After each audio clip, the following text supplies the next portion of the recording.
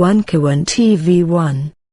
Mungkin yang pertama saya persilahkan dulu ke Pak Soleman Deponto. Apa yang salah dengan institusi Polri hari ini sehingga lahir kasus Sambo, kasus Teddy Minahasa, juga terjadi kemanusiaan di Kanjuruhan. Saya persilahkan dulu ke Pak Soleman Deponto.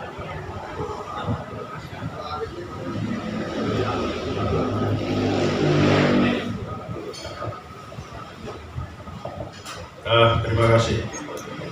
Assalamualaikum warahmatullahi wabarakatuh. Salam sejahtera dan selamat siang.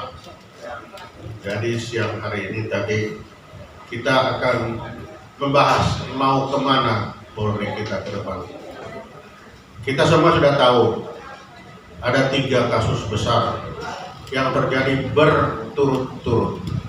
Kalau pakai ilmunya es batu itu cuma sepertiga atau 1/10 itu di permukaan. Artinya di bawah permukaan itu lebih banyak. Itulah sebabnya maka sependapat kita harus membawa Polri ini kemana. Yang jelas yang pertama, Polri ini jadi seperti sekarang karena salah kita semua. Ketika Polri dipisahkan dari TNI, saat itu yang penting polisi ini pisah dari tentara. Tentara masukkan kurungan, katanya kembali ke barak. Yang diutak-utak tentara, di Polri dibiarin. Akibat pembiaran inilah yang terjadi. Karena tidak dilihat di mana salahnya. Nah, mari kita lihat. Yang pertama, ketika Polri dipisahkan, seakan-akan terpisah. Padahal tidak. Pemisahan Polri ini katanya memisahkan Polri dari militer. Artinya dari militer menjadi sipil. Nah, pertanyaannya, apa benar Polri ini sipil? Ternyata tidak. Polri itu sekarang itu judulnya pegawai negeri. Coba baca undang-undang kepolisian itu, pasal 1. Pegawai negeri itu sama dengan TNI. Sama-sama pegawai negeri. Selain pegawai negeri baru ada yang namanya PNS, pegawai negeri sipil.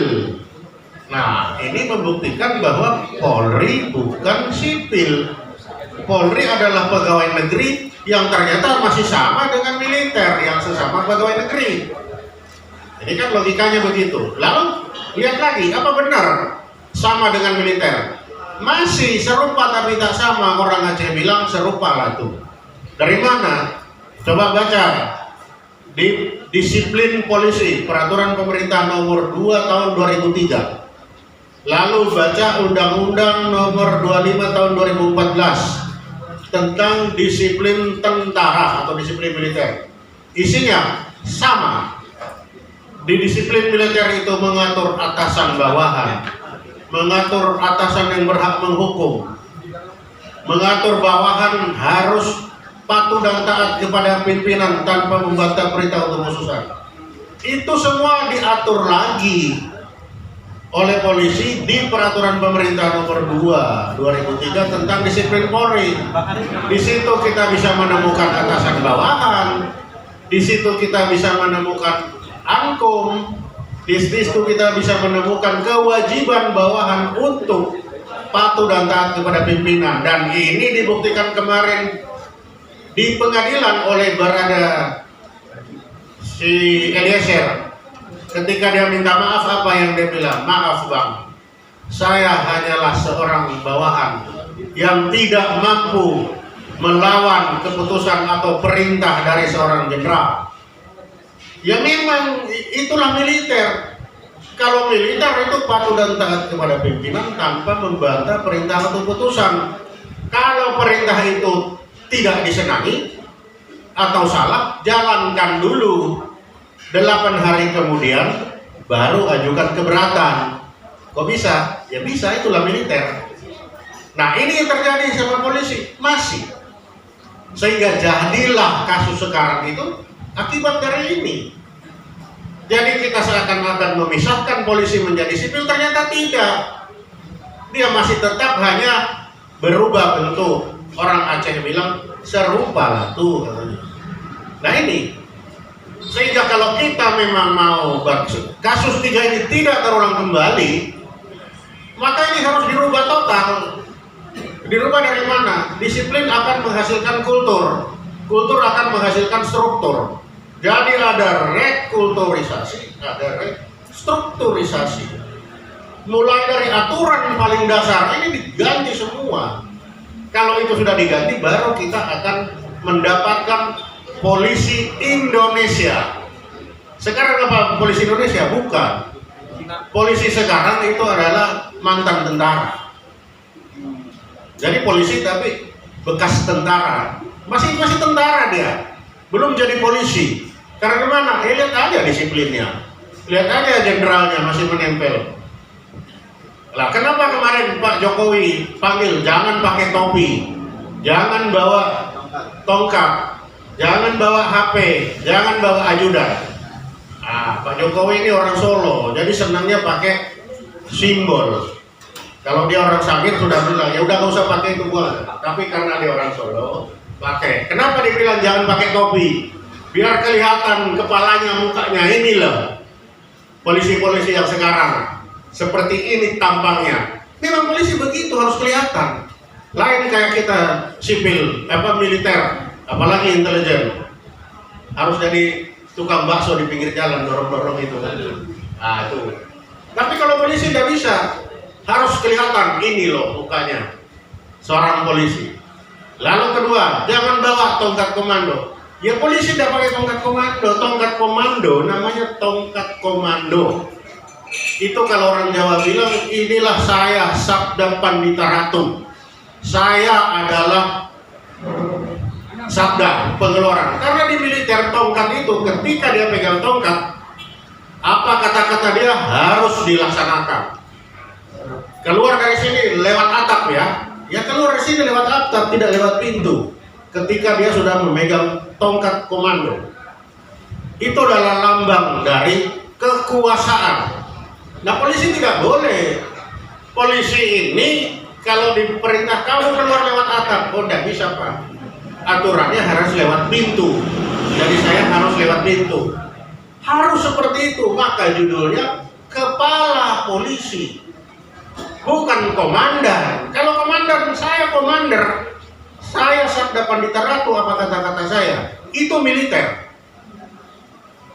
Ini tidak terjadi. Tapi di polisi kan masih dengan tongkatnya itu. Nah ini tidak boleh. Itulah sampai Pak Jokowi, jangan dibawa tongkatnya.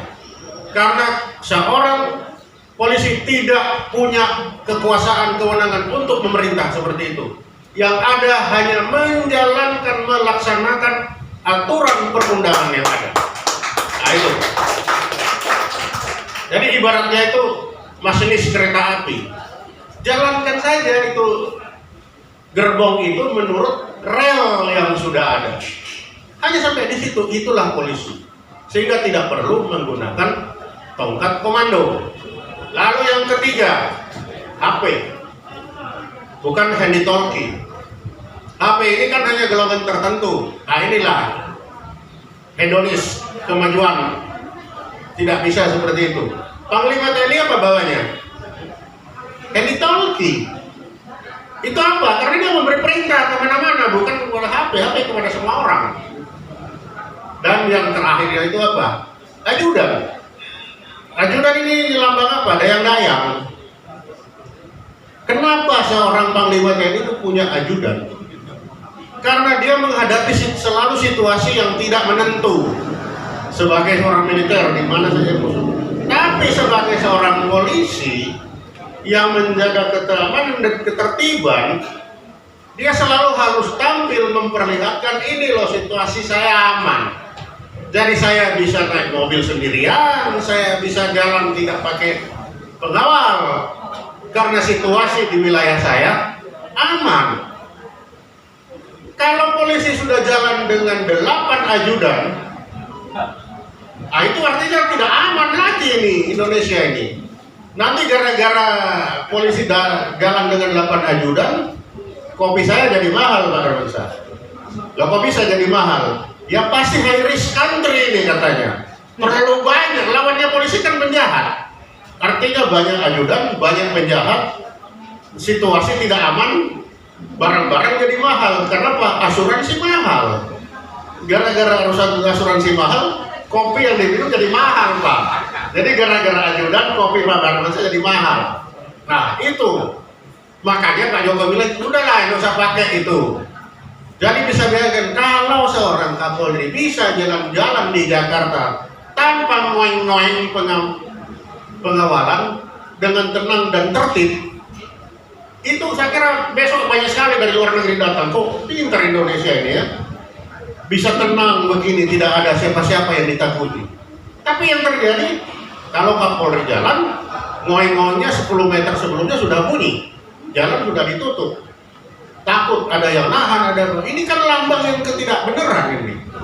Disadari bangga coba itu. Malah kita bangga. Nah ini beda dengan militer. Kalau militer ya cepet-cepetan di sana nanti ada yang datang. Nah ini tuh jauh karena polisi itu temennya itu adalah masyarakat. Sehingga dia harus bangga apabila dia berjalan tanpa pengawal, tanpa dayang-dayang, tanpa ngoeng-ngoeng. Karena semua apa? Tertib dan lancar. Itu harusnya itu ukurannya keberhasilan seorang polisi. Nah sekarang kita bilang, oh ini si A hebat, si B hebat, si ini. Apa ukurannya hebat seorang polisi? Padahal si polisi satu tugasnya bertahun-tahun di lalu lintas, yang satu di reskrim, yang satu di narkotik, yang satu di judi. Mana yang paling hebat? Akhirnya apa? Orang Jawa bilang tiba hari tiba akal. Teringat saja yang dipilih. Kasus Teddy Minahasa yang bukan orang Minahasa. Nah ini kasus yang sangat menarik bagi saya. Nah, iya. Kenapa? Karena penempatan seorang Kapolri lalu beberapa hari kemudian langsung ditangkap. Itu betul-betul luar biasa. Karena apa? Saya selama dinas untuk menempatkan seorang menjadi panglima di satu wilayah itu 6 bulan sebelumnya kita sudah memeriksa, melihat sejarahnya. Apa ini track recordnya? Itu 6 bulan sebelum dia ditempatkan. Sampai hari terakhir, Wanjakti, tak ada enggak dosa-dosanya? Ya saya tukang catat dosanya. Makanya saya tahu. Begitu tidak ada dosa, oke, putuskan, diangkat. Lalu tiba-tiba 2 hari 3 hari kemudian ditangkap. Nah orang yang paling salah ya waktu harusnya. Jadi kalau ini terjadi artinya apa? Ada data, ada informasi yang tidak sampai kepada Kapolri. Kan ini pembuktian. Artinya apa? Ada kesengajaan atau memang tidak ada sistem di dalam polisi ini. Ini sistem situasi yang membuktikan. Ini tidak ada sistem. Jadi apa judulnya? Tiba hari tiba akal. Teringat langsung diangkat. Dan ini dikonfirmasi oleh Pak Susno. Apa Pak Susno bilang? Ada Kapolda yang 2-3 kali Kapolda terus. Iyalah pantas kalau tiba hari tiba akal. Kalau tidak ada sistem. Tapi kalau ada sistem 6 bulan sebelumnya itu sudah dibikin aturannya. Tapi masalahnya di polisi sekarang ini siapa yang terbaik, siapa yang bagus. Saya belum lihat orang-orang dari intelijen polisi itu jadi Kapolri. Nah, jadi apa standarnya itu nggak ada. Lalu kasus dari pelajaran kanjuruhan ya. Dari situ apa yang bisa saya dapat? Waktu saya di Angkatan Laut selalu kalau ada latihan, kalau ada operasi, yang pertama sebelum berangkat yang kita lihat dulu pertama itu adalah standar operation prosedur. Prosedur dulu dalam latihan L1 itu dulu kita cek. Jadi misalkan kalau kemarin di Kanjuruhan, nggak ada sepak bola, kita periksa dulu, coba lihat standar operasi prosedurnya seperti apa. Berapa orang yang kamu kerahkan, senjata apa saja yang dipegang, peluru gas di air mata itu berapa yang ada, siapa yang memegang senjata itu? Kapan peluru itu ditembakkan? Siapa yang memerintahkan untuk menembak? Situasi apa yang boleh ditembak peluru itu? Situasi apa yang kamu boleh ambil keputusan sendiri? Itu mutlak harus tertulis. Nah, jadi kalau sekarang dicari itu tidak ada, ya sudah, nggak usah cari yang lain. Pasti yang lain tidak ada, pasti nggak benar. Tapi kalau itu ada 50% itu sudah benar. Situ yang lain bisa menentukan. Tapi kalau SOP tidak ada, tidak usah tanya yang lain-lain. Sudah pasti salah. Sudah pasti salah. Nah, bisa kita lihat kan apa yang terjadi. Pak Dedi lagi-lagi bikin kesalahan. Orang mati di Kanjuruhan bukan karena gas air mata, tetapi mati karena kehabisan oksigen. Nah, ini kan pembohongan lagi. Ini Pak Dedi udah 2 kali ini. Di Jakarta dibilang begitu, di Malang sana sujud semua minta maaf kepada masyarakat. Tapi di Jakarta masih membela diri, diwakili oleh Pak Dedi. Bukan kesalahan Kapolri.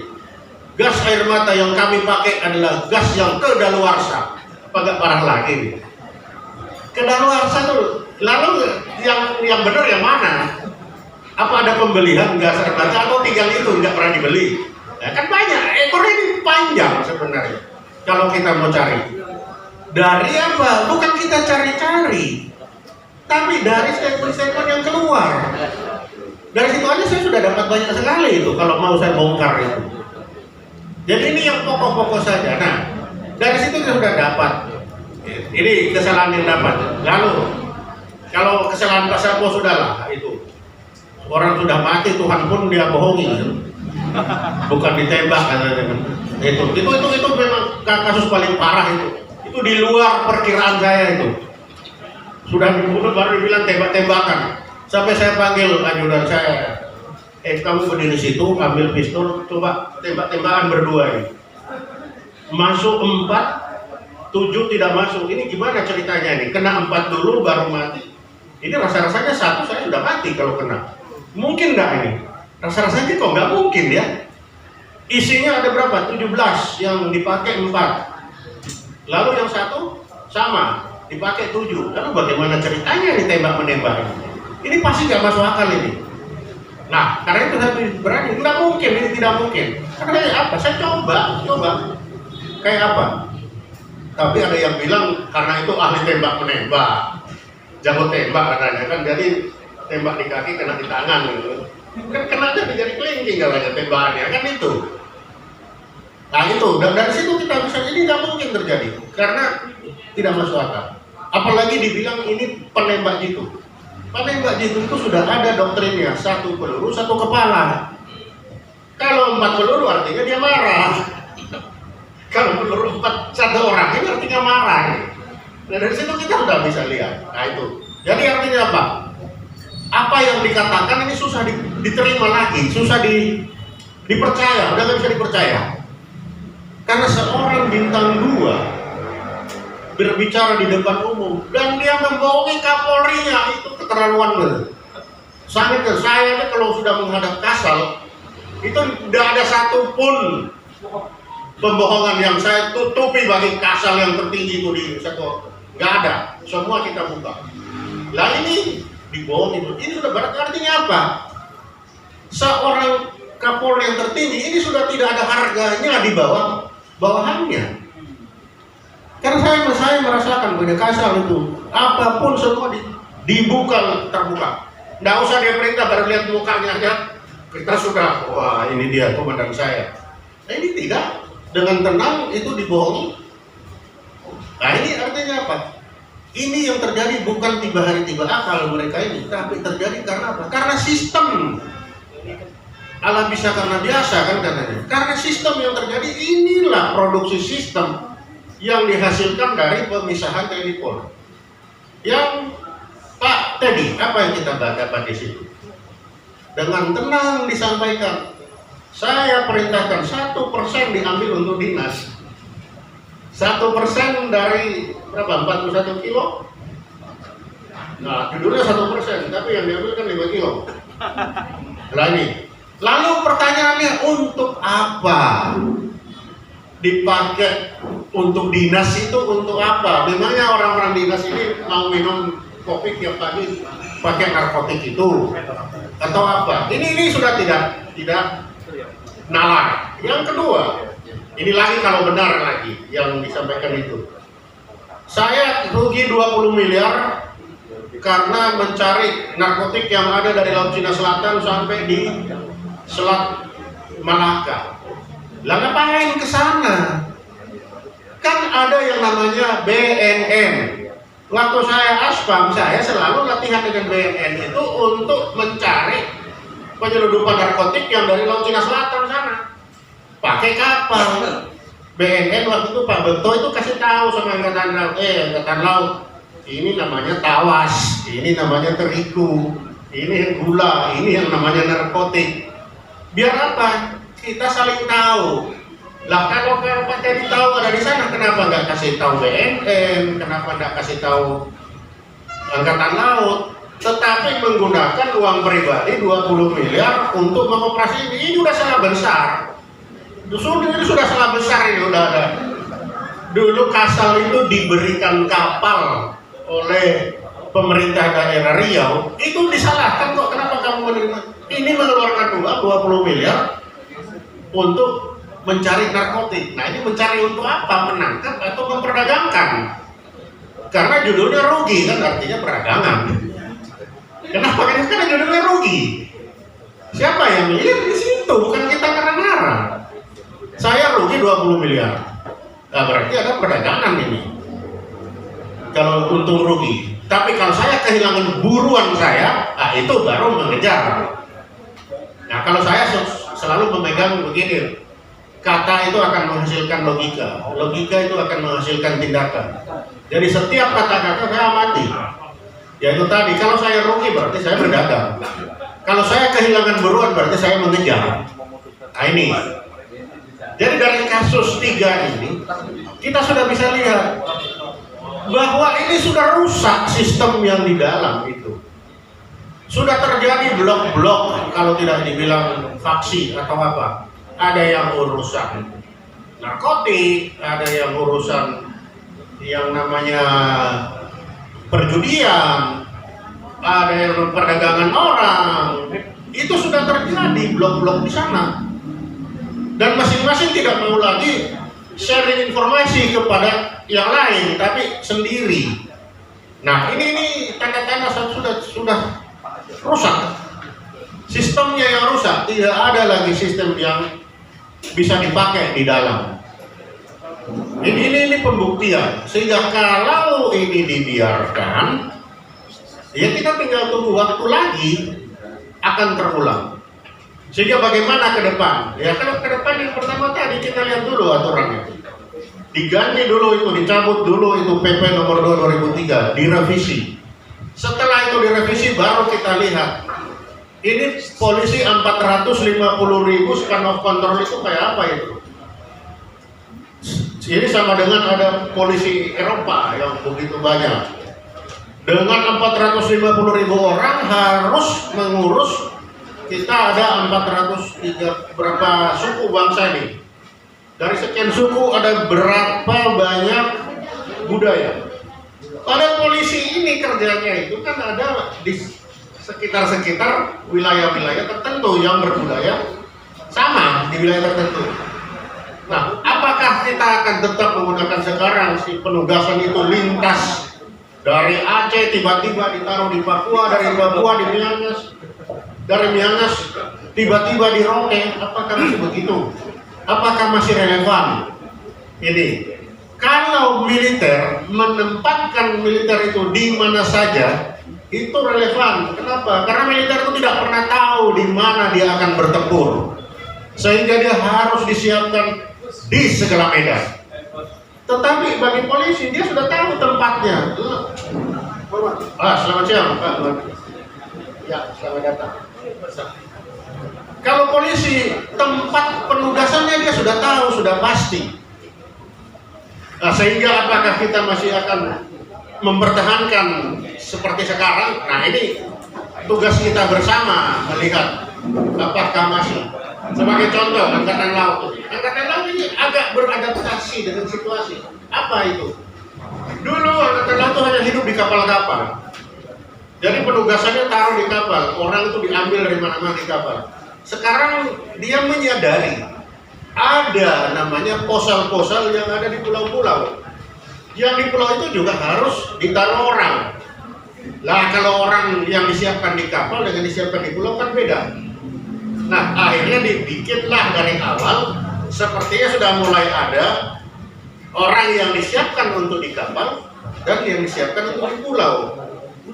Sehingga kalau di pulau ya dia lari situ, dia ada di rote ya taruhlah orang-orang rote taruh di sana.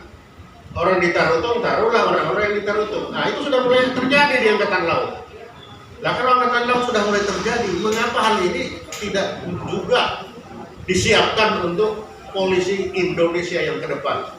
Mengapa saya bilang polisi Indonesia? Karena sekarang ini belum polisi Indonesia. Yang sekarang ini adalah bekas tentara Indonesia. Belum polisi Indonesia, sudah enggak. Jadi kita sekarang tugas kita ke depan adalah mendesain bagaimana kita membentuk polisi Indonesia yang sesuai dengan kultur Indonesia, yang sesuai dengan geografi Indonesia, yang sesuai dengan kehidupan bermasyarakat. Dan yang harus diingat betul ketika kita berbicara judi, ada dari etnik Indonesia yang judi itu adalah buang sial katanya. Nah ini seperti apa? Karena berjudi lebih baik saya kalah di judi daripada saya kalah di perdagangan. Nah, ini kepercayaan ini ada.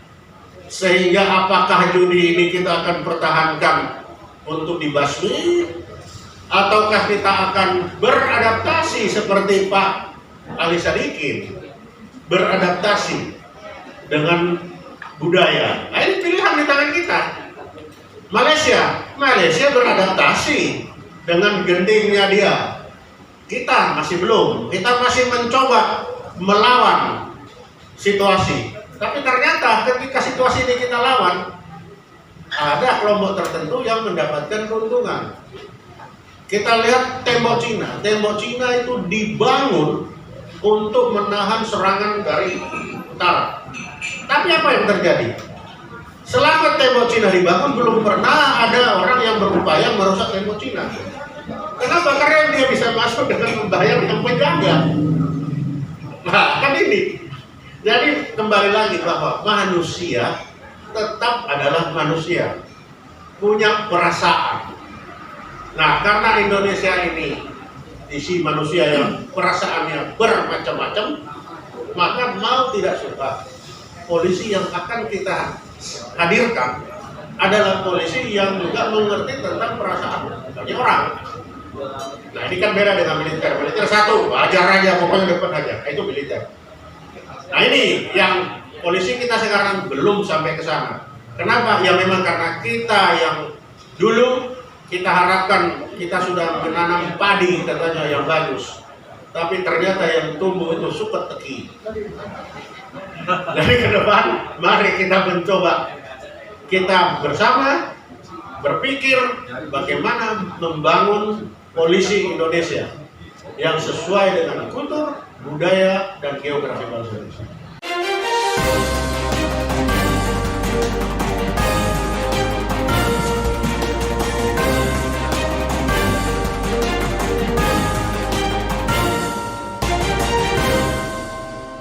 One Kawan TV 1